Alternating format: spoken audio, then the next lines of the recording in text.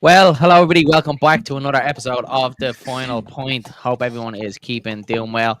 This is a show where only Leeds bros and Matty from Imagine Not Being Leeds get together and we have a point and we talk about the previous game. I'm on the Corona. Dillo, what are you on?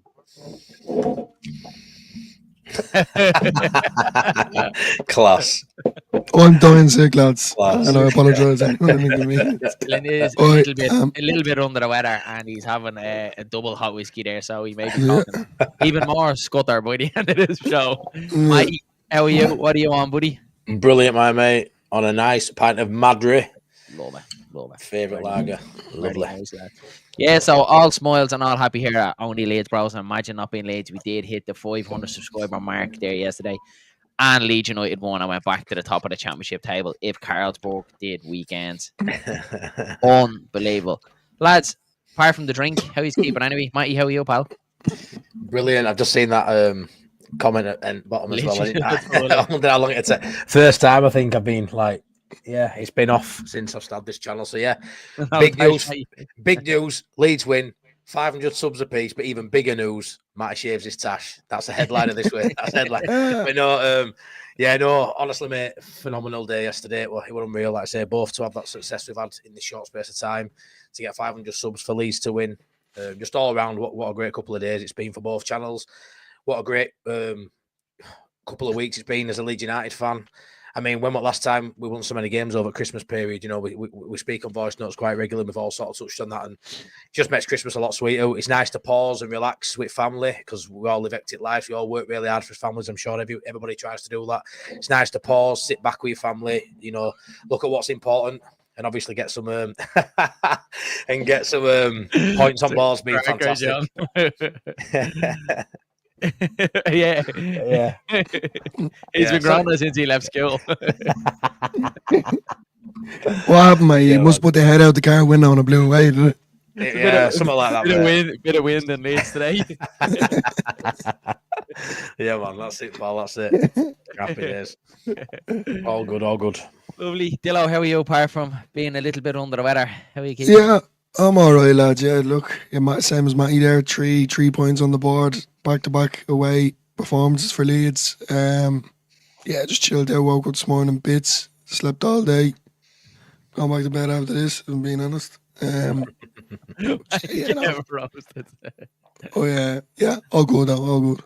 Other than that, Happy days. Right, lads, look, we'll dive straight into it. Matty, we'll come to you first, buddy. What did you think of yesterday? Fantastic, mate. I tipped a 3-0. Obviously, didn't quite go that way in terms of the main stat of the goals on the board. But Shouldn't it? yeah, I think all the metrics sort of showed how dominant we were.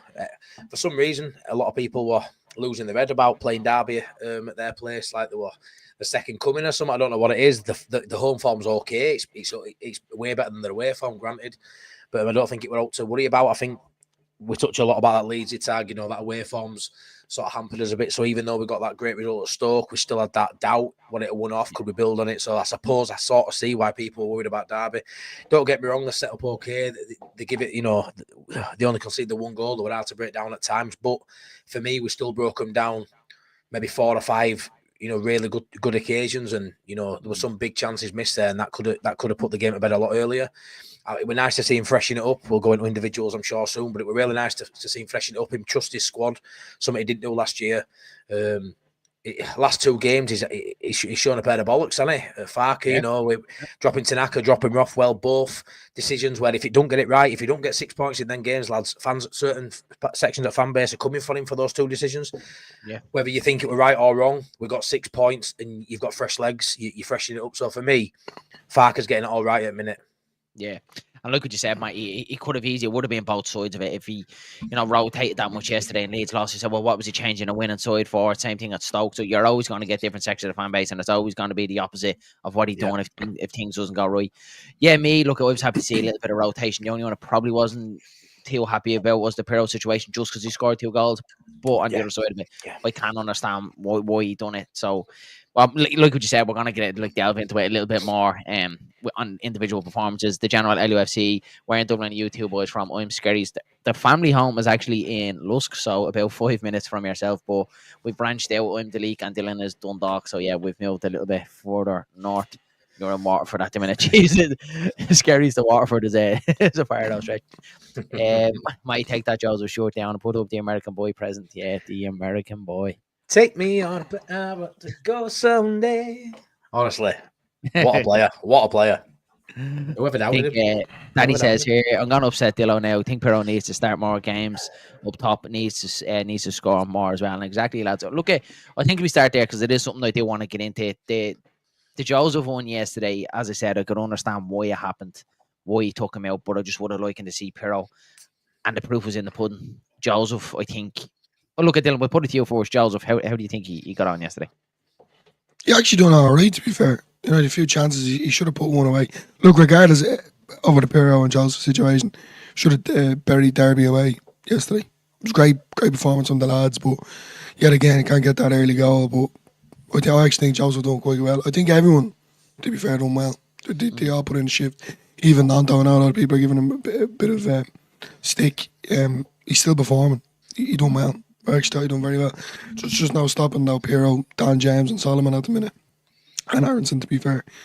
But yeah, look, Pirro is just a natural goal scorer, but I think at times like that you do need to shape it up, especially away from home.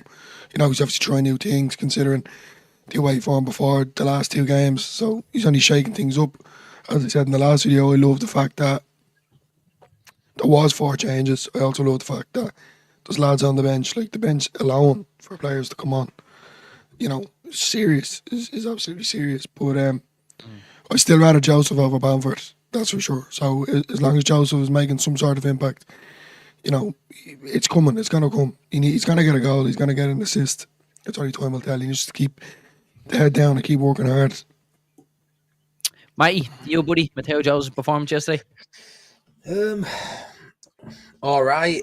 Flat to deceive a little bit. I mean, it's a goal. It should be a goal scorer when you're playing up front for Leeds United. You're going to get enough chances to be burying, and he missed a couple. You know, I think the 2 big chances he had, I think Pirro puts one of them away. I think that first one when they cut it back and he were at near post, I think Pirro probably gets a foot on that and it at least gets on target and potentially goes in. But yeah, you know, I'm a big Joseph fan. I've been since the start of the season. I think a run of games and a couple of goals are doing world of good, but I just don't think you should be taking Pirro. I think it's probably the one decision he got wrong yesterday, but because we won, it didn't really matter. But I feel like rotation's brilliant, but Pirro hasn't shown any concerns for injury since we've signed him.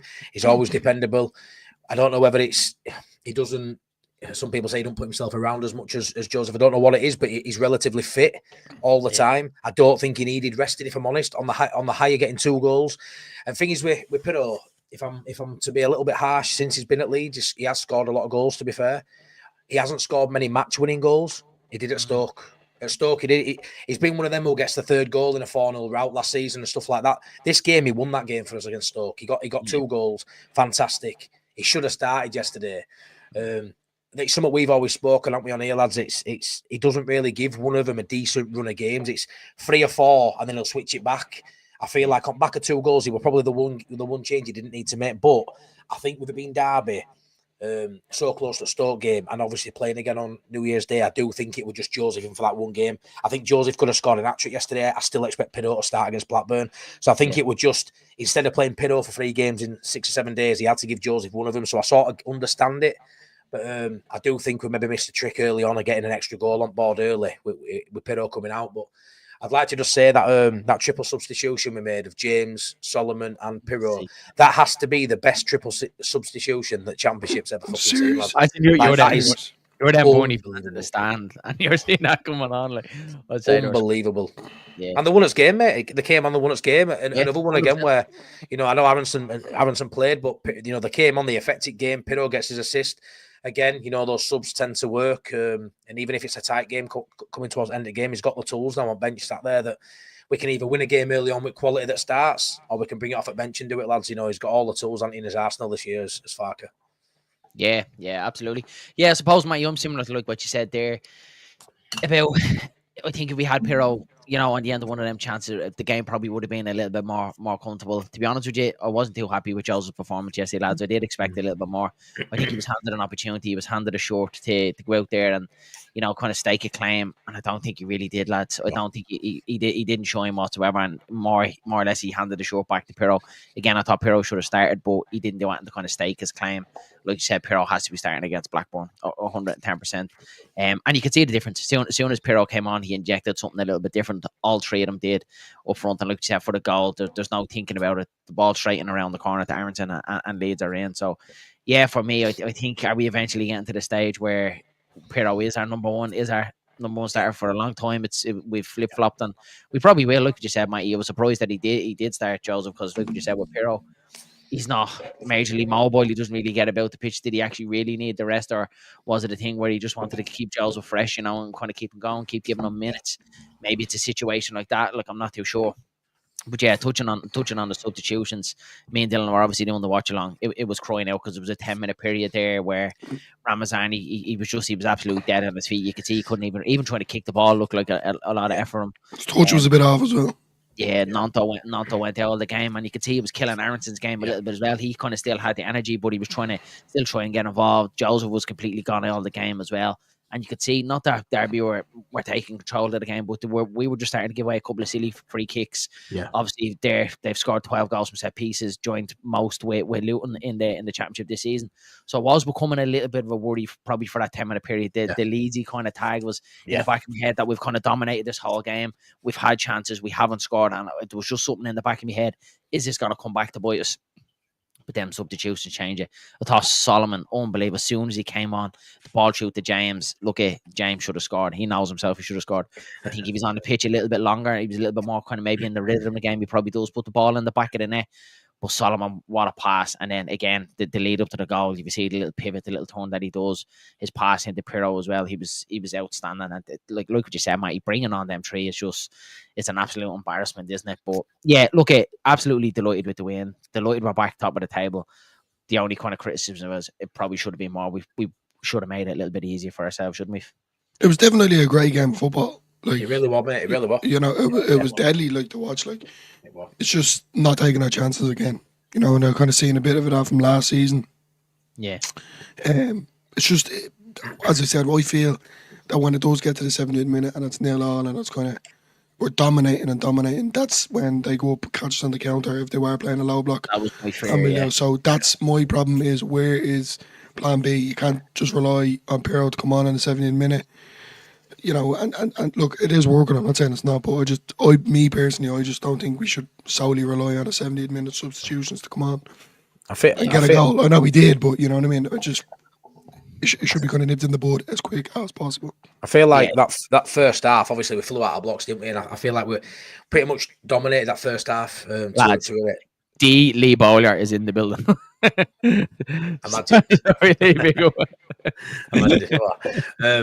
I feel like we started game like house on fire, and goal didn't come. But I feel like that first half there was probably a 5-minute spell where we eased off a little bit and they came back into it, maybe after 25 minutes, and then we sort of strangled it back by half time again. But same with second half. But I know what you mean. There was about a 10-minute spell. They weren't really creating anything, but you could just see a lot of our players' legs had gone. It weren't quite sticking. You could see probably from about 60 minutes onwards, it was like, oh, it's a bit. And then when he freshened it up on 70th minute, then we sort of got it back, and then we just took control. But honestly, lads, there's no coincidence in the fact that Ampadu's back and we've just got 2 wins away from home. I feel like, I know you're probably going to touch on him. Ampadu is phenomenal, but I don't feel like I know Rothwell, you said to me, didn't you, like we missed that play grabbing it and driving with ball, but Ampadu, I've got some stats here, just listen to this, I couldn't actually believe it. So Ampadu won the most duels, 14, made the most ball recoveries, 7, completed the most passes into the final third in 20, and made the joint most touches, 75, of any Leeds player or Derby player. But it's that passes into final third that sometimes he don't do. Sometimes he don't do. Sometimes he looks at side. Before he got injured, mate, he wasn't doing it before he got injured because he was very keeping it. I was like, and he said it to you, Darren. It was different. Like, he was trying to put balls in over the top, and I was loving that. I was loving that. And do you think that's a tad, Dillo, that he's seen the players who've been playing in front of him and the shirt he had to win back, and he's looked at them and thought, I've got to adapt my game here to get in this side, because he's definitely he looked slightly more forward thinking than he used to. If anything, Tanaka were a little bit deeper than Ampadu, where Ampadu were trying to progress the ball, which I was shocked. Like, don't forget, lads, like, it was hard for him to get back in, and I know he's captain and he probably will genuinely just walk in, but to be fair to him, he stepped up his game. You know, he has stepped up his game. Like, I said this in the last one as well, Darren. You know, when Strike was captain, we were losing every away game. Amber comes back and we won 2 on the bounce. Yeah. So I'm not saying Strike isn't a good captain. What I am saying is Ampadu was obviously injecting something into the players. It's just something different like that. It's that tenacity as well. But like what Danny says, Ampadu played a little further forward than Tanaka. Yes. That's what baffled me, lads. I think all of us as Leeds fans would have thought Ampadu would have been the one sitter, and I said it in our match build up. It would have been great to kind of see Tanaka off the shackles, but it was very much the other way around. It was more Ampadu was kind of being let go, and Tanaka was doing the sitting. But like that, lads, he was absolutely solid yesterday. He probably would have been my man of the match, Ampadu, if it wasn't for Aronson getting the goal. Yeah, I'm saying that's what tipped the balance for me, was Aronson. What was the match, because he did do well. He was wasteful, obviously, in a couple of opportunities, but solely just because he won the game. I agree. Ampadu, he does get it for me, but Ampadu was very, very close. Ampadu's best game in the league shirt for me. Right, and even the smacks he was getting, lads, he was getting a couple of smacks. He got kicked in the head. He was treaded a couple of times. He was getting a couple of hard tackles. Stood on the ankle. Like, Derby were really sticking it to him yesterday as well, and someone that's coming back from injury as well. It didn't really phase him. He was just up and at it, and not a bottom. Going back to what you said there about the Tanaka and Ampadu situation, like, obviously I did as well. I was loving it. I was like, this is where Tanaka can take the shackles off and kind of go. But what I will say, I would genuinely trust Tanaka back, you know, when he receives the ball, when it is in our half, then I would than Ampadu. Because over a few games, especially last season, and I think it happened once or twice this season, Ampadu has kind of done silly passes, lost the ball and they went up and, you know, on a counter. Where Tanaka, to be fair, you can trust him a lot more on the ball. I don't know about you, as I do anyway. I don't feel my heart or my anxiety. Ampadu can be a little bit too laid back sometimes, can't he? You know what I mean? Like, when he gets the ball in his heart, he can be a little bit too laid back. So I fully agree with that. Tanaka he's like a machine in there. He just very rarely gives the ball away. So it's a bit of a shock to us, because we've even called Tanaka playing in 10 potentially in past. We thought he had the capabilities to play way further forward than playing in 6. Yeah. And maybe a bit like that Pirro and Jorginho last year, where he had them wrong way around for a long period. Maybe it's, you know, maybe it'll end up where Ampadu does sit deeper. But for now, if he's going to go with Tanaka sitting and Ampadu having a bit more of a license, he weren't playing too far up. But out of the two of them, I'm happy with that, because, like I say, Ampadu, a lot of us have got short memories. A lot of us have said he won't get back inside. I'm happy he's come back in, and he hasn't took long to get back in swing of it. He's come in, and it's like he hasn't been out, you know, for how long he's been out. And it's fair play to him. Look at his fitness levels. Amazing that, you know, he's been out that long and he comes straight back in, plays 3 games in quick succession, covering 2 positions, lads. And he's as captain at the end of the day, and there's an upturn in performance there. I saw stats before he got injured. I think his away games were winning 70% of them. Without him, we win 25%, somewhat ridiculous in terms of his win percentage when we've got him, when we haven't. So fair play to him, mate. And it's just a little headache for Farker. And I've sort of been saying the rotation thing, he might rotate between all 3. But I wouldn't be surprised, you know, if Rothwell is the one that comes out, if there's any longevity to a 2. I think what we saw last night, well, that's probably it, pal.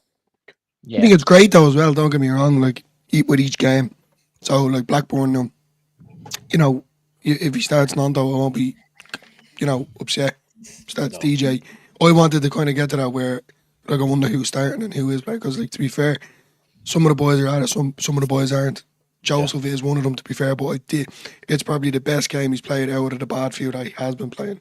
Yeah. You know, you can see progression, you can see improvement. Same with Nando, same with Ramazani. As Darren said, I don't think Ramazani's ready for a full 90, to be honest with you. I think maybe it's fitness or he hasn't played much at all, lads, and you could see him. He just a lack of quality as well. Again, he's very good. But lads, just bringing it back a little bit, just before we go off the centre midfield topic, what is the situation then with Joe Rothwell? Obviously, look, he's been outstanding for us when called upon. He was really good as well. Like, as soon as he came into the squad, we can't really say that he's had a bad game whatsoever. Do we think now, is that him out of the squad because he's a lone player, or do you think there'll be another little shake-up again at Blackburn? No, there'll definitely be another shake-up. He can't, like, his set pieces are quality as well. We have to keep that in mind, you know. You can't, to be fair, Aronson couldn't whip a ball in Ramzani was. He done very well with the corners, but yet again, as you said, Darren, he's a bit jaded. He's not ready for the full 90. He's not started at minute either on Ramzani, is he? No, I think Rotwell. Which is mental because before he got injured, everyone was like, "Oh my god, I can't believe Ramazani is injured." Best player, and so but he can't get back to that level once he gets that rust out of him. I've no doubt he will get back to the player we seen before then. Look, I'm just interested to see what way it's going to work in that midfield pairing. Look, someone winding me up there as that Stephen McPhail in the chat. There's no way we've had Lee Boyd and Stephen McPhail tonight, lads. Well, we'll just go with it. Look what happens when you have 500 subs, huh? You get all the ex-pros coming in, huh? Yeah, man. Don't worry, lads. We know ball, you don't. Stephen, what a player. What a player. It's gonna be interesting to see what way he's gonna work in now, because I really do like Joe Rotwell. I really do. There's games where he grabs a boy the horns and he likes to drive us up the pitch, and Ampadu and Tanaka worked really well yesterday, but Rotwell and Ampadu worked really well at Stoke as well. So I imagine it is going to be Ampadu, that's going to be playing, and it's either going to be swapping out between Tanaka and Rotwell. But what's your thoughts on it? Where does it leave Rotwell? I'm feeling a little bit sorry for him. I'll tell you what, Rotwell can hold his head high regardless of what happens. It's not his decision now what happens going forward. He did everything and more, better, a better player than we probably ever envisaged he'd be for Leeds United. Looking at how good he's been for us, I can't believe he wanted to start for Southampton. He would have bench play for them, and he got 4 goals. Sorry, that's on the wind-up. That's on the wind-up, that one. Is it? Never mind. But I don't know, mate. It's one of them, there's no sentiment in football, and it's all about getting promotion, so he'll pick who he thinks is best for the job. But when you've got 3 lads into 2 and they're all the best for the job, really, I hope he keeps him as a rotation option. As we know, there'll be certain games maybe where you want that little bit more quality, where you might want a Rothwell in there. You might look. If you want more attacking minded though as well, that's where he brings that out. I think a lot of it depends as well, lads, on how Aronson's form is.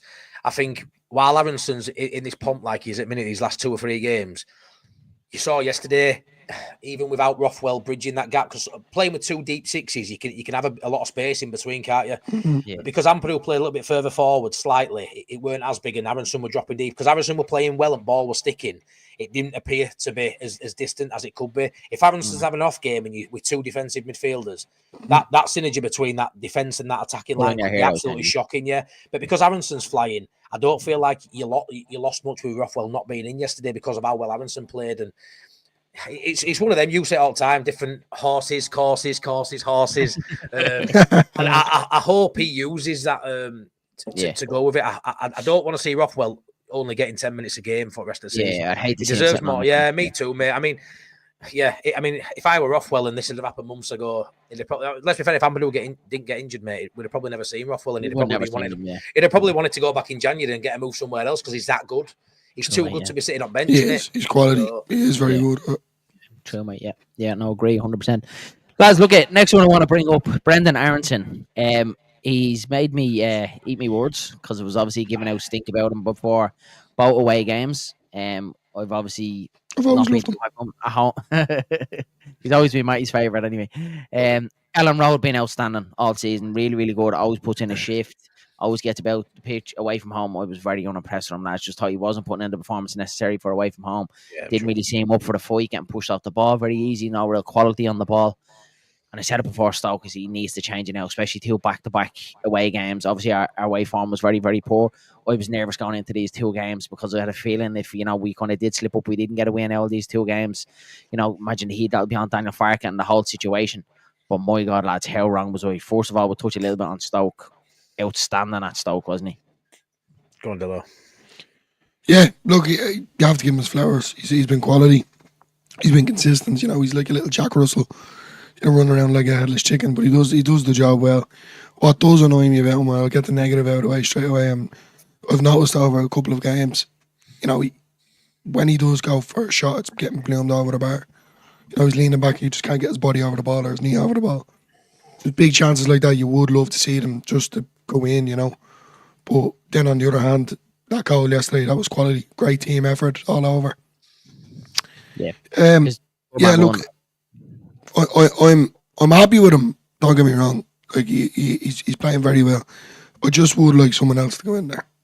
If I'm being honest, I just feel like you could say Tanaka or even Rowell or Nanto or Solomon. I think they could do us a job in there as well. And it's more going back to what we said a couple of weeks ago, just to give Aronson that little bit of a rest. I'm happy with him at the minute. Matty, I don't know what your thoughts are. Like, I'm more than happy with him at the minute. Like, I wouldn't be dropping me. He's brought up that level. If he can stay at this level, lads, and I said it in the player rating video today, he's already 7 goals this season. You know, if he continues that on and keeps his level of performance at this level, lads, he could easily push for player of the season if he keeps it at this level. Now that he's shown it, I want him to keep it there. Do you know what I mean? I think he could get a bit of heat if he drops below this part again. So, for me, I'm giving him his flowers. I thought he was outstanding both games. And I'm happy with him in the 10, lads. Yeah, I mean, I'm a bit like Dillo in terms of I wouldn't be against, going out and getting a 10. I prefer a profile of a 10 that's, like I said before, has that little bit of magic and that stardust sprinkled in there, which I don't think he has and he never will have. What he has got in abundance is effort, hard work, determination. Wants to prove you wrong. He's come back to Leeds with his tail between his legs, licked his wounds, got on with it, won fans over really quickly. At Ellen Road, I think he's been fantastic, like you say. And Ellen Road is the hardest place for Brendan Aronson to play, especially early on in the season. 36,000 fans booing him at times early on in the pre-season friendly.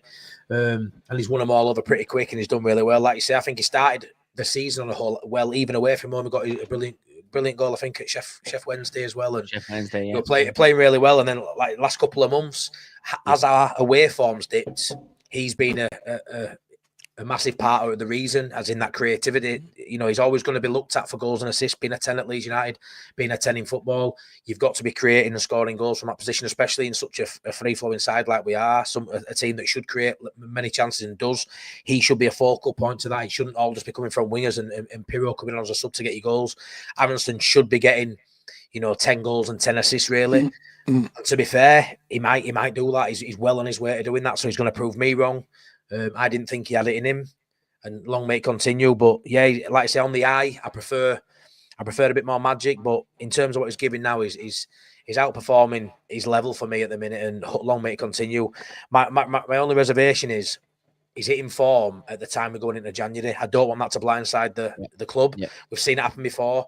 And with Aronson, when he went at Leeds, when his first season at Leeds, he was outstanding till the Qatar World Cup, which came in December time. He was outstanding till that point. Came back in New Year, different player. What I don't want that to be is like a seasonal thing with him where he's good till Christmas and after Christmas he falls off. If we don't make a signing in January, I guarantee you will see a drop off. We need someone to come in, someone to compete with him and push him, because his fitness is never in doubt. He's probably one of the players who can play nearly every week. He's one of them who's just outstanding engine. But if that quality drops, we've seen how pivotal he is. When he's forming on it, Leeds United aren't getting points away from home. You've seen an upturn with Ampadu coming back, which is great. Clean sheets, showing endeavour in middle of pitch, breaking play up. But then you've seen that when Aronson's on it, you've seen what he can do. A great ball through to Pirro at Stoke. A great, honestly, brilliant goal. But not even the goal, the movement to get to the goal. The synergy, just beautiful goal like that. Well, one of the best team goals you'll see this season, and he's the one that puts it away. So you're always going to remember that goal. So right now, he's hitting his ceiling for me now. I don't know how much more he's got. I just hope he can continue long enough to bring someone else in for competition, or someone in the ranks currently to maybe get given a goal there in a game where they maybe rotate and look like we've got another option, because I just don't want us to play Aronson from now till May, because I think that'll be a mistake. But right now, brilliant. Fucking brilliant. The only kind of little discrepancy that I do have him, I think he needs to provide more assists. Look, he has got 7 goals, but only got 2 assists in that time. When you look at Joe Pirro, Joe Pirro has 9 and 5 assists, and that's come from a striker number 10 when he does drop back in there. So probably is something that he needs to add to his game a little bit more. And something that I do see that's a little bit of miss, Matty, and especially at the Oxford game, it's when he is treading that final ball through, it always seems to be a little bit too heavy. It always seems to be a little bit off, doesn't it? There's just that final ball with him is something that he needs to book. Very similar to the Dan James situation. Always going to get there. Will always have the opportunity to give that final ball, but it actually is that final ball that just lacks with him at times, and especially his shooting as well. Dylan touched on his shooting a little bit as well. 2 massive opportunities yesterday. Definitely should have taken one in the first half that he balloons over the bar. So yeah, look, there's still improvement in him in that player there, and I agree 110%, mate. We can't let this blind to us. I don't want the board to be thinking because he's playing outstanding now, the January window now is going to open. It's just like, I know we're fine. Brendan Aronson is doing the job. We do need an alternative, not a similar type of player, but just someone a little bit of quality. Look at what we've obviously talked about Wendy and McAdee. Players like that to come in. We just need something different, don't we? Something to change it up. Or like what you said, the answer may be in this squad. It's just in the case when it's formed does, and if it does drop again, that we have an opportunity to change it. Because the last thing we want is coming towards the end of the season when it comes down to crunch time, and he's off it, and we have to persist and persist and persist. And in watching it, that's what I don't want. Yeah, I agree, mate. So it's the one position, isn't it, where it doesn't feel like we've got two for that position. Everywhere else, perfect. We all think we've got people who can fill in there, and I think not even filling, because I hate that square pegs round. I think we have got another 10 in there, maybe a Nonta or a Rothwell who could play there, but Farker doesn't. So as it stands, we've only got one option for 10, and that ain't enough. So he needs to bolster it, and that's not against Aronson. That's just what you need. It's just a numbers game. We've got a lightish squad in terms of numbers. We're lucky that the numbers we have got are of a high caliber of quality.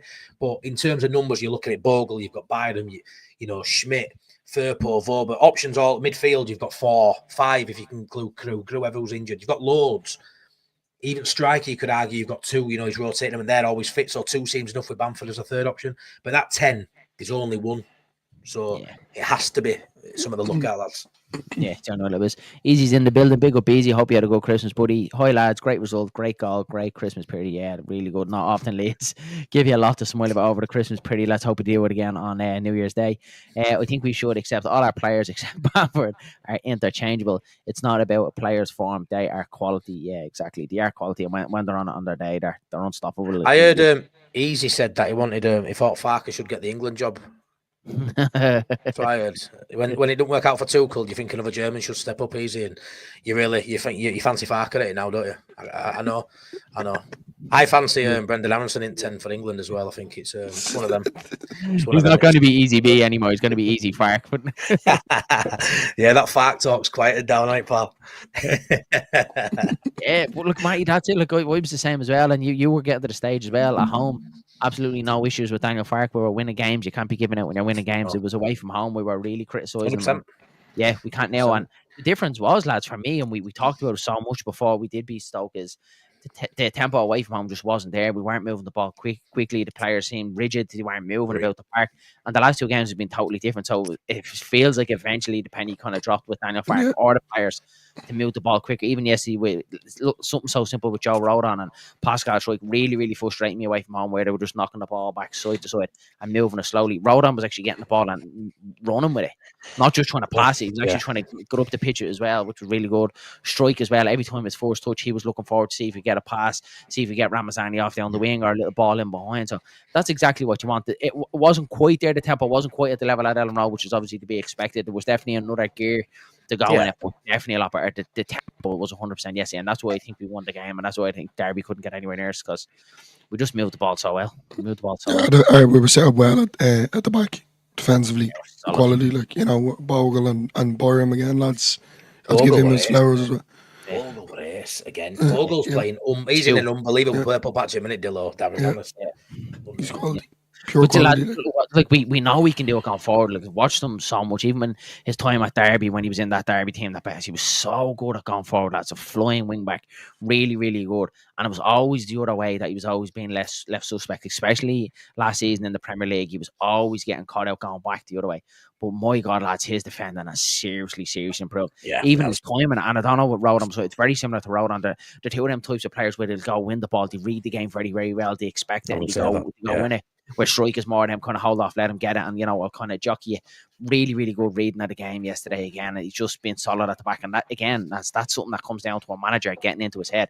I'm sure one of the first things Darren Farke said to him when he came in the door, I know what you can do going forward, is the other way. I need you to be doing the business when we're under the cosh. And then Byram, what Dillo said yesterday again at the back, he was unbelievable. Loved him for his tackle yesterday. It's like he just lost the Leeds, you know, just said, I'm smashing you. That was it. Very lucky not get a yellow. So consistent, does a job every single time. Yeah, he doesn't get pat in the back enough. He's been absolutely quality. To be doing it the last 3 games, that's like what his body has gone through, and like I'm sure he's just stuck in an ice bath. I'm sure he's been in an ice bath since after. Let's be fair. I mean, we don't know the truth of him, but he won't train full sessions every day a week like rest of the lads. He'll have more recovery days, won't he, than any of them. Especially these 3 games in a week. He'll probably have some days where 2 or 3 day gaps between games where he don't even train at all. It's just recovering on a bike or something like unreal, that. Mate. I imagine being like, but like Ledley King was the same thing at years for Spurs. Just couldn't train, but would go out the weekend and be absolutely phenomenal. And some people would say if he could do, he would have been a lot better of a centre half. But yeah, the only kind of little bit that I had about Byram yesterday was when he was getting forward, he was constantly coming back in on his right foot. Yeah, constant, and I think it was just the way the game was. Well, not solely on him. It was just Ramazani and Nanto were closing down the space, closing down Aronson. Everything was. It got very tight though, didn't it? It got very tight up. A lot of traffic going on there, and Byram wasn't really helping. Every time he got it, he was coming into the traffic as well. And Firpo would have been ideal yesterday, wouldn't it? Where we set up, yeah, Firpo would have been ideal. Because it was the wingers. Yeah. You could see he was saying, telling Nanto Ramazani, right, you come in, interchange, we'll get our width from Bogle and Byram. And I just think for a while it didn't really work. You could see in the second half, Ramazani was trying to hug the touchline a little bit more, but he was just jaded. And then when Solomon and James came on, as soon as we got the width, you could just see we opened them up after that. But yeah, Byram again, you can't speak highly enough of him, lads, for what he done last season, what he's done this season. Every time he's called upon, he does a job, doesn't he? All the time. I think everyone's sort of like opinion of him. It were quite low. If you get 5 or 6 games out of him a season, filling in, great. The fact that he can play 3 games in 7 days, do you know what I mean? Now, which is something we never thought he'd be able to do. and his level doesn't drop from playing left back to right back, does it? How many players can you say in world football, at any level, whether it's lower league or Champions League, how many players can play as well on one side of pitch as they can on the other when they're only good with one foot as well? He can't play well with both feet. He's not a Cancelo who's really good on both sides and can play with both feet. It's Byram. He's so right-footed. He's leveled. Yeah, he cuts back inside with left naturally, but he's still a 7 out of 10 whichever side you put him on pitch on. And we're just really lucky. And let's be fair, Farke gets his props for that because we don't even get Byram if Farke's not here. I genuinely believe sometimes your relationships and your connections in football bring you to certain teams and take your career off on a different path. And I'm pretty sure Byram didn't expect to get a move to Leeds United with a Wembley appearance last year and a championship winning season this year, which I'm sure we're going to get. 2 years ago, Farke comes in, texts him, I'm having you. I'll know what you'll do for me. Do you remember that friendly game? There was nothing about Byram training us. No, and then all of a sudden, we all got a team sheet. I can't remember who we were playing. I was like, Sam Byram was like, is this some sort of a piss take? Is this like a little typo here? And Sam Byram was playing a game for us, and we were like, what's going on? And there was a meltdown. It was underwhelming signing. Yeah. What are we doing? Are we serious getting out? We've just got relegated from the Premier League. There's players leaving us now. We're signing Sam Byram. But my God, lads, that arc, when you just put it back and you think back to how you thought then to what you think of him now, unbelievable. And unbelievable, absolutely outstanding. It would have wanted that first season down, lad, because we didn't rate Firpo either on that left hand side. So I went into last season thinking, bloody hell, I've got Firpo, he's shite, and we've got Sam Byram who's going to fill in for Firpo. What's going on here? And then Firpo missed out on start season, and Byram instantly in first 4 or 5 games, probably what best player for Leeds that season, and put away any worries about his technical ability and how good he could be. It's always just been the injuries, but this has probably been he's the oldest he's ever been, obviously, as you are every day. It's the best fitness he's ever had. He's never had a fitness run as good as this since he left Leeds United 10 years ago. It's unbelievable to be the age he is now, playing in a demanding division. Premier League, it's harder division, more quality, but you get a lot of rest in there if you're not an international footballer. You might play every Saturday and a Sunday. A lot of breaks. Championship, you don't. It's dogged. There's 8 more games. Not as hard hitting and all, mate. Oh, is it, mate? It's not, mate. And he's done so well. He's probably outperformed what we thought he'd do. Keep him around next season. Down to Farke as well. Farke has to get his flowers for this as well, because any manager could turn around and go, and some managers do adopt this style where you don't train, you're not playing. And he's obviously turned around and said to them, I know exactly what you can do. He's obviously worked them long enough to know. Just do your bare minimum and just be ready for me on the weekend when called upon and when I need you. And that's fair deal. So the relationship works both ways. We give all the praise to Byram, but we have to give a little bit to Daniel Farke as well for actually putting up with it and bringing the sign in the door. Because I'm sure if Farke had went to the club to 49 and said, I want Sam Byram, I'm sure Angus Kinnear was in there.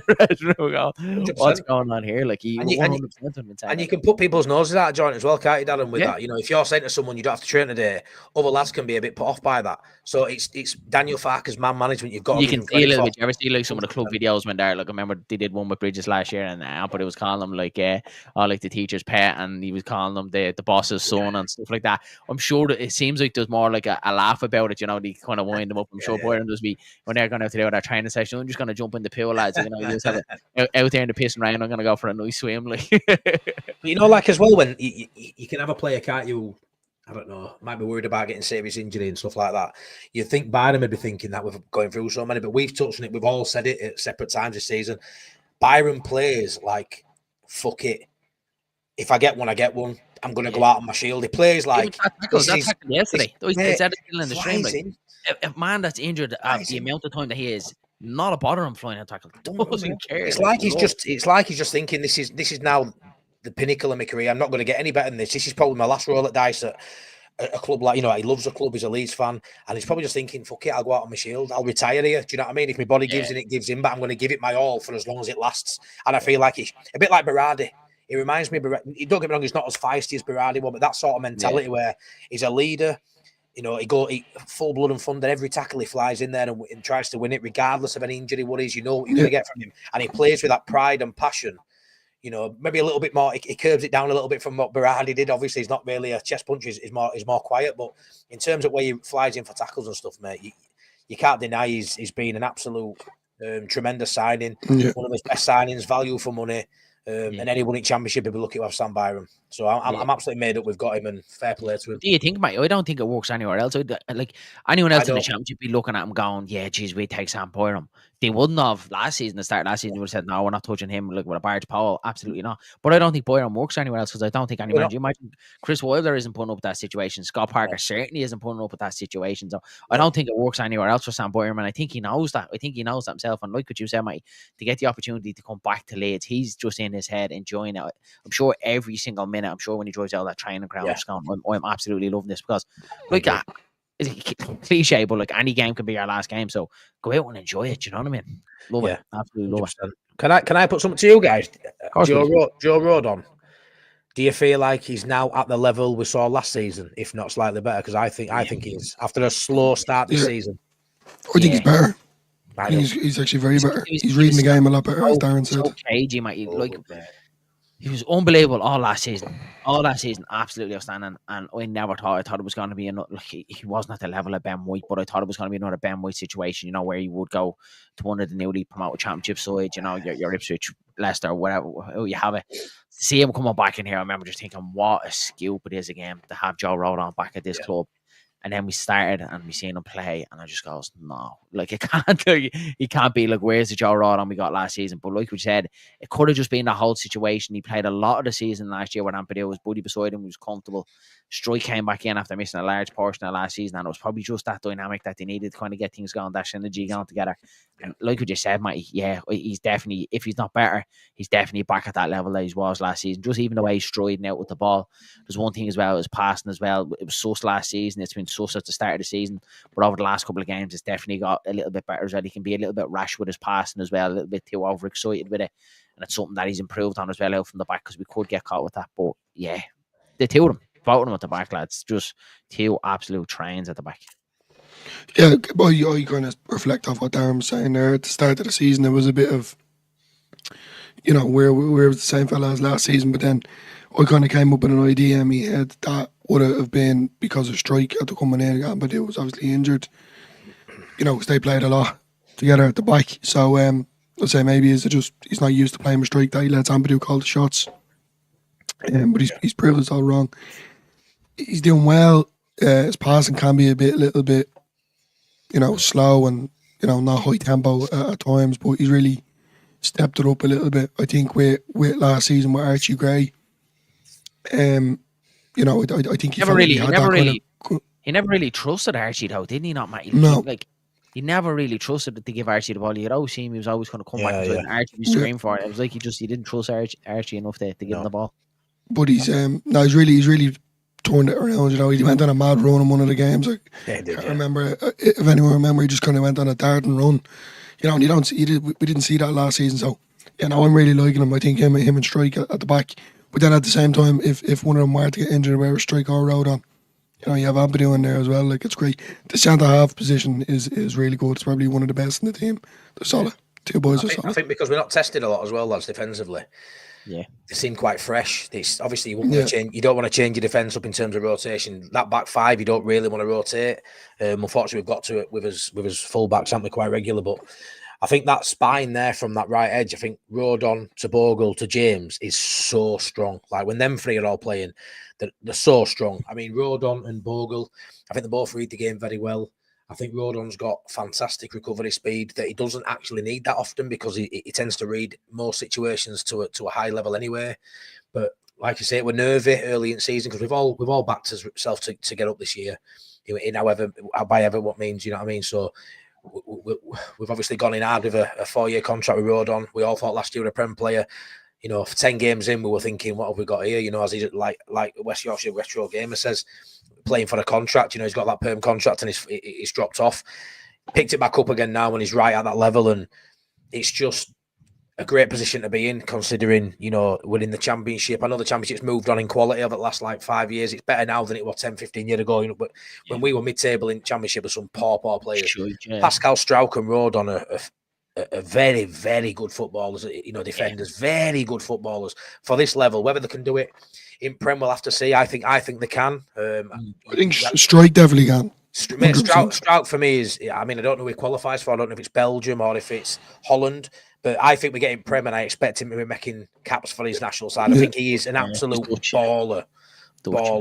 He's just, he reminds me, he has the same sort of defending style of Van Dijk. Obviously, he's not at that level, but that same sort of, he kind of breezes, he hauls up defenders very well, pushes them into the corner, and times his tackled very well. With Rodon's very much like what you said, Matty, the reader of the game, can nip in, can kind of sense danger, gets there first and gets away. Strike is brilliant. His dominance in the air as well, really, really good header of the ball, can sense danger as well. The two of them are just colossal. His passing is quality as well. It can be a bit dead sometimes. We do have a little bit of cover there, lads, but I just hope if we can keep them 2 fit for the whole season. We obviously know Strike, he always kind of gets his one a season. Yeah, just hope, because we obviously know we have the situation there. Like, if one of them do get injured, you'd imagine Ampadu will drop back in. We'd have Rotwell. I just don't want it to come to that. I just think the two of them back there, they've been absolutely outstanding. They're not flappers, are they? They're really composed. Sometimes a little bit too composed, a bit like we said with Ampadu earlier. Sometimes a bit laid back, but I think we've got a bit of a flappy goalkeeper at times. I think he's doing all right at the minute. But that defence is really, really focused, switched on for 90 minutes. They'll have the moments where that Preston game when they got in behind and they scored. Obviously, you can't be perfect all the time, but you think that midfield and that forward line, they'll be very confident when they get beaten. They'll be all right with lads who are behind them. Do you know what I mean? I don't think anyone in that side will look and go, oh, maybe like they might do with Melier, but they've still got to get past them 4 before they even get to Melier. So it's just you feel really comfortable, don't you, knowing that we've got lads there who don't flap. 9 times out of 10 they make the right decision, and they look so calm and composed on ball, which that confidence just goes through the rest of the team then. I agree, buddy. 110% I agree. We have got one question here from Andy. Is Gilavogi at Leeds for a last payday, or is it genuine? I think it's 110% genuine. Very similar to the situation with Sam Boyne. Seeing Leeds United came in for him and grabbed it and took it with both hands. And look, he knows he's not getting much game time, but everything you hear the Fark saying about them, grabbing them together, team meeting, rallying the troops away when we were playing Swansea, that's exactly what you want. And just that experience in the dressing room, where he's played, what he's done in his career, that's colossal, lads, in the dressing room, isn't it? To have someone like that, and it's a lot that goes unseen. The players go out on the pitch and they score goals, but Nando as well, when he scored against Middlesbrough, ran straight over to Gilavogi to give him a hug as well. So that's a telltale sign as well. He won't be on much money. He won't be on much money. And a big leader in that dressing room. Pittons might see. That's what I was saying about the Aylan situation. Like, it would have been ideal for him to stay to kind of rally the troops. Needed experience, lads. We needed that could have been a blessing in disguise. I said it when Ampadu got injured that time, and Gruev got injured. That around that situation, what I felt at the start of the season, that a lot of the experience heads went out the door. With Cooper gone out the door, with Dallas gone out the dressing room, or Aylan obviously went as well. So with a lot of experience that was gone from this squad, and a lot of young lads coming to work, starting that, I've obviously said a strike this season. You can feel that he's kind of getting to that situation. So that was my concern. So to bring someone of his experience in, lads, it's vital, absolutely vital, and it's a blessing in disguise that Ampadu did get injured. I'm delighted that he's back now, but it could be just one of them things in the background that goes unnoticed. To sell this division, Go on, Dillo. No, I completely agree. I understand that. Never thought about it like that, Darren, to be fair. That's a good point. A very good point. Not everyone can play in the organisation, in that framework of a club, a build, business, any model like that. Not everyone can play. There's hundreds of employees down at kitchen staff and cleaners and cooks and all that. Go into the guys that lay the grass, keep on top of stadium and Thorpe Park. There's so many people involved, and then you've just got your squad. Gilavogi, if he were 25-year-old, he probably don't come to play for Leeds as 4th, 5th choice. But he's in twilight of his career, and we've gone for someone who can add knowledge, quality in certain areas that might not be focused on the pitch. He's probably looking. Let's be honest. He's probably looking at a coaching career. He might have even been spoke to Leeds United. There, come here. Watch from, joining training, be an extra body in training. We're confident you're good enough to fill in when needed. And watch from sidelines. Watch what we're doing as coaches. You come to that side of your career now. He's probably been promised something like that. And when you look at him, the way he delivers when I've heard him speak, the way the lads love him, you can see him maybe going into that. This is just my opinion. It might be totally false, but that's where I sort of see his thought process of coming to Leeds. I don't think he'll be on big money. And like I say, the qualities he gives, it doesn't have to be on the pitch. We've got a decent enough amount of quality there as it is. For the minutes he plays, you're not going to get any player at this level who's happy playing 8 minutes a game or 8 minutes every 2 or 3 games on least money inside, because let's be fair, we won't lump money on him because we didn't want that body. We didn't need that body at start of the season. We were happy with what we got. We had to do it. It was sat on a sun lounging at home or whatever, sat on a sofa at home. It was better than sitting there. So he's come to play for Leeds. And you imagine it was somewhere warm. He decided. It will have been, pal. It will have been. So it's one of those. It's same again we said with Byron. And it's like it's a no-lose situation for me. You've got someone who's come in who's happy if he never touches grass. He just has a gas smile. He's just unreal, mate. He's unreal. He's another one. I'd give another contractor just to keep him round. And I know it's football. And he'd probably go into coaching or something, to be fair. 100%, mate. And I know it's not a charity, and I know it's professional football. And Leeds could have turned around and said that, like, come here, and then next season we'll have a conversation about you maybe getting in, to the background staff, or with the youth setup, or like however it may be. Yeah, so I love Gillibogie. I'm absolutely delighted to share. And as I said, he adds that experience in the dressing room. He looks like a real good person. Seems like everyone loves him. Looks like the younger lads look up to him, and I'm sure he's one of them that you go to and he put his arm around your shoulder and give you a dig out. Fark has already said it, so yeah, I'm delighted. I don't think he's just here for the payout, and I think he'll genuinely love it if he got Leeds promoted out of this division. Lads, one person I do want to touch on as of late, and I got thinking about him today, Illan Meslier, lads. I think about all three of us, we've gave our thoughts about Meslier this season. We bring ourselves back to that Sunderland situation. Do you think he's recovered from that? And do we forgive him for that? I'll go first, Yeah, I feel he's definitely stepped it up. At the end of the day, we don't know what went on behind closed doors. Fark obviously had a word with him. But to be fair, like, he made a good few saves over the last couple of weeks. The same thing that was kicking isn't great, but he's definitely stepped it up a good bit. Do I trust him? No, because he does drop his head every now and again. Do I see him as a keeper next year? No, I think he'd be gone. I think I'd like someone a bit more, just better overall. But I'm not going to say necessarily that he redeemed himself, but he definitely has stepped it up. Yeah, that's really kind of all that I would say. Look, he's all right for the championship. Yeah, Matty, you, buddy, what's your feelings on Meslier? I think he stepped it up. I think by his own standards, he's doing well. I still don't think he's as good as 6 or 7 other keepers in this division. I'm not going to reel names out, but I know I think he's 15th or 16th still in personal stats as a goalkeeper. It's not ideal. So, you look at James Trafford out at, I know he made a mistake other night, but his stats, I think he's number 1 or number 2. You look at the sides in the top 4, all their goalkeepers are in the top 4 for their personal stats. So it's always going to affect you when your keeper isn't pulling his weight in terms of that. And I know it's not all stat based, but with a goalkeeper, it probably is when you look at shots faced and what he should be saving and what he isn't. What I will say is in the last couple of weeks, he has made some saves. All last season, he was very culpable of the first shot going in. Not all his fault. The defenders weren't doing the job as well, but a lot of shots go in, the first shot in the game, which is frustrating. And we know as Leeds United fans, that first goal kills us quite a lot. Last few weeks, especially at Stoke, the first one at Stoke in the first 2 minutes. Massive. Middlesbrough as well, good couple of saves at Middlesbrough, really good performance. Got us out of jail at Stoke as well. A nice little save as well yesterday. Was obviously deflected. It looked like an easy one, but if you look back how the angle changed completely, good little save. So he is just starting to, massive, when he's called upon, make them saves, and that's what you need, Matty. It's like what you said. It felt like they're time 1 shot, 1 goal all the time, hologram hands. Seems like he's just starting to up it now, isn't he? Clean sheets will do that. I mean, we've all said, haven't we? We don't feel like the clean sheets have all been him. I feel like a lot of the clean sheets have been the fact that they haven't had many shots. We went through a period of the season, didn't we, where we had like four games with only a couple of shots on goal. 3 shots or something on us, yeah. That's not Mellier getting a clean sheet. That's the collective. That's the outfield unit providing him with them. But not getting clean sheet, getting clean sheets, not having to pick the ball out your net 2 or 3 times a game like he did in Prem 5-6 times a game. Your confidence is gonna grow. It is. I mean, I see him at Ellen Road some games, man. He stood nearly on halfway line, twiddling his thumbs. It's trying to keep warm, stretching, jumping up and down, jogging on spot. It's ridiculous how good we are in certain games where he's not tested at all.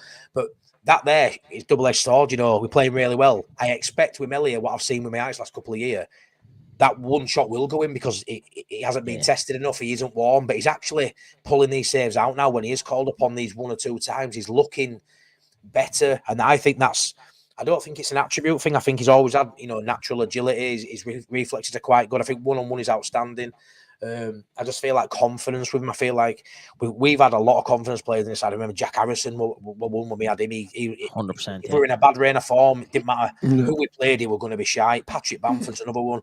Melier, for me, is a confidence player. And, if he makes a howler, for that's why Easy says here, Melier is a good goalkeeper. All this talk of other goalkeepers is misguided because the pressure of playing for Leeds can ruin a keeper. So Cooper and others might not be as good at Leeds, and it is a decent point because I'm sure that number 1 short at Leeds United. Like when you think, lads, back through the history of Leeds United, lads, especially in our lifetime, lads, there's only a couple of goalkeepers where you turn around and say he was a decent goalkeeper. We've had a lot of shit at this football club, and it's very, very hard to get a decent goalkeeper. So Easy might have a point there. You might see, someone like a Cooper or James Trafford coming to Leeds and absolutely crumble under pressure. I remember we had Alex McCarthy as well for a stage at Leeds as well, and I remember thinking that he was no good. I think he was here on loan as well. We've had Jack Butland here as well, who was good when he came in, and then was a little bit sus. Rob Green was good, wasn't he, for that 1 year? Rob Green, yeah. Rob Green was good. Liked him, yeah.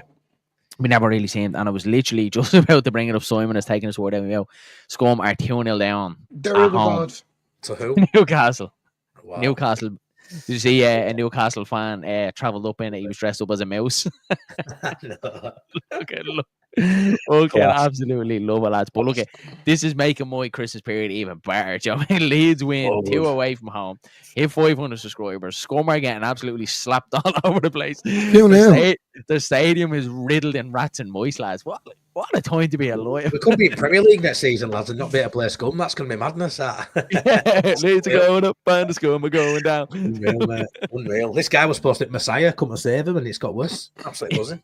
That'd be great, lads. All joking aside, wouldn't it? I really would. I think he's good, Matty. I do think he'll turn their fortunes around, and I think they should stick with him for as long as they possibly can. The same at Dan Hag. I was raging when he sacked him. I thought he was doing a great job. One of them where he's got to strip it right back to brickwork. I don't want to talk about Scum on here, but he's probably got to strip it right back to brickwork before he can start again. So it'll probably turn around. But while it's how many managers have they said that, though, Matty? How many managers since after Ferguson have they said they need to strip it back? They need to strip back. They never will. They need to just knock down the whole stadium and scrap the club and get away with it. Sure, all their London-based fans will just support another club anyway, but no biggie to them anyway. So. Same with all the Irish lads over here. Loads of them United fans. Yeah. Can't even tell you where United play. Yeah, they couldn't even tell you where Manchester is on the map. Right, that's enough of Scum shite on this chat. Lads, Leeds are going up and Scum are going down. Oh, it's gone to my head, lads. Love it. Right, lads, anyone else to add before we wrap it up for the final point? Score predictions for Blackburn. Yeah, what are we though? What's the table like for the hot chip challenge? I've got 3 points. You've got 2. Darren's got 0, I think. Yeah. 0. Oh, yeah. But I'm going to get on the board this week. I'm going to go 2-0 Leeds. I'm going to go 3-0 Leeds, like I do most home games. Go on, Dillo. 4. Wow. 2. What? 4-2. That's a Darren prediction, that. Wild. If that comes true, I said this week I'm going to be a little bit more reserved. If that comes true this week. Dillo, just think about that, mate. You're thinking Leeds are going to concede 2 at Ellen Road, mate. 2 at Ellen Road. Come on, Dillo. Come on. Yeah, 4-2. Wow. I kind of hope it is.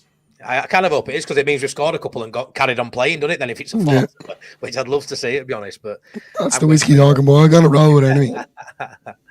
Yeah, well, go on easy. I love that, man. I love that. Ford, yeah, love it. Yeah, boys. Yeah, anyone else to add? No, that it. Absolutely chuffed with the 500 subscribers. Same, obviously, Matty as well. So appreciate everyone in the chat. You know, it's been great. Started this in August, made a lot of friendships. Loving this.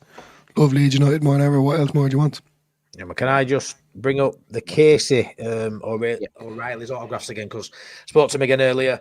Just so everyone knows, I shouted him out on my channel. You did as well yesterday. Watch along. But O'Reilly's autographs. Check him out on Instagram. Great memorabilia. Gets it all himself signed. Genuine shirts. Don't just do Leeds United stuff. He goes walking around town, bumping into Alice Cooper and Tom Hanks to get the signatures. Wherever they are, he'll go find them if he wants a signature. And yeah, he's a top guy. But he's got a bit. We've got a discount code. If you use the Final Pint anytime from now till the end of January, he'll knock 10% off any memorabilia that you want to purchase on behalf of Darren Dillo and myself. So O'Reilly's autographs. My channel, Imagine Not Be Leeds, and obviously all the Leeds bros are going to push it. He's a top guy. You guys got a couple of shirts apiece from him, didn't you? Genuine guy, genuine gear. If you want any memorabilia, just hit up O'Reilly's autographs, and I'm sure you guys will like it. There you go, look at that. And you see that, boys? Yeah, absolutely love it. Genuine gear from Casey. Really nice guy there as well. There he is with Tanaka getting another signed short. But yeah, guys, go check Casey out on O'Reilly's autographs.